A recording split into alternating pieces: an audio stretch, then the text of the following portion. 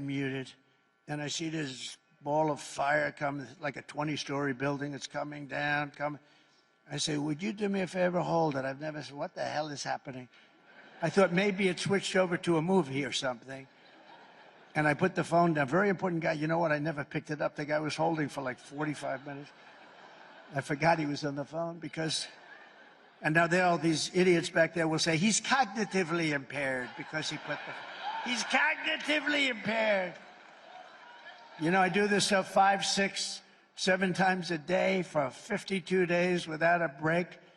And then if you say one wrong word, which I don't, actually, I don't, like the, you say the, oh, I heard a word that wasn't exactly proper.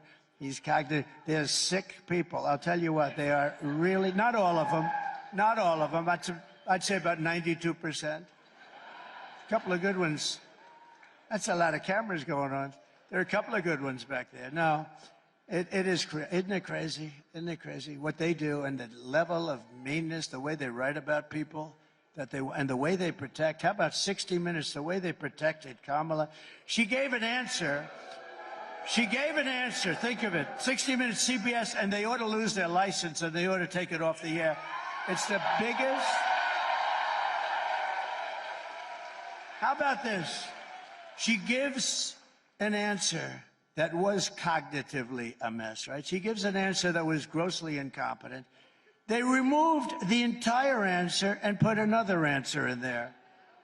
Where the hell? They don't do that with anybody that I've ever heard. With me, they do the opposite.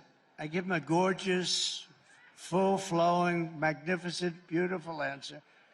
I call it the weave, right? Always get right back to the right place, but you cover a lot of territory this way. But you give a beautiful answer, and then what they do is they take pieces of it out, and all of you say, what the hell happened to my beautiful answer? They do the opposite. And that's bad, too, but that's not like this. They took her entire answer out, threw it out, and they said, this looks terrible. And they put a new answer in.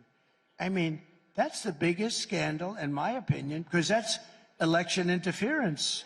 That's the biggest scandal in the history of broadcasting. All right? The biggest scandal in the history of broadcasting, in my opinion. We'll see what happens. They're being sued. They're being sued by a lot of people. No, they should lose their license for that, right?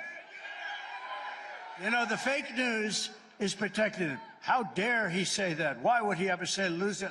They took her answer, threw it out, and gave her a new answer, and they're trying to defend it. Boy, can you imagine if that happened with me? It would be over. The electric chair.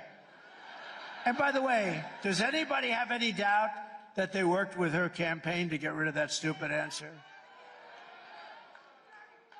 She's a mess. She's a cognitive mess, and nobody wants to talk about it. And we can't have 4 more years. We had 4 years of it. We can't take another 4 years of it, can we?